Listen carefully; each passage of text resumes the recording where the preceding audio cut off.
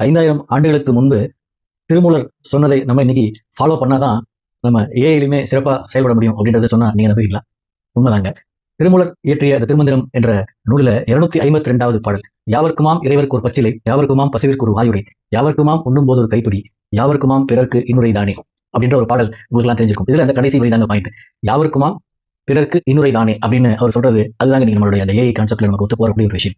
ஏஐல உங்களுக்கு தெரியும், இந்த ஜெமினி ChatGPT யூஸ் பண்ணவங்களுக்கு தெரியும், இந்த ரிவார்டிங் ஏஐ அப்படின்னு ஒரு ஆஸ்பெக்ட் இருக்கிறது நமக்குலாம் தெரியும். எந்த அளவுக்கு அது ஏஐ கொடுக்குற ஆன்சருக்கு நீங்க ரிவார்ட் பண்ணி அதுக்கு நீங்க என்கரேஜ் பண்ணி ஒரு ரிப்ளை பண்ணி கொடுக்குறீங்களா, ரிவார்ட் பண்றீங்களோ அந்த அளவுக்கு நீங்க தேடக்கூடிய உங்களுடைய கருத்து இன்னும் துல்லியமாக, இன்னும் நீங்கள் தேடக்கூடிய வகையிலே உங்களுக்கு கிடைக்கும் அப்படின்றது தான் ஏஐ டிசைன் பண்ணிக்கிற ஆஸ்பெக்ட். இதை 5000 ஆண்டுகளுக்கு முன்பே திருமூலர் சொல்லியிருக்காரு பாருங்க. யாவருக்குமாம் பிறர்க்கு இன்னுரை தானே.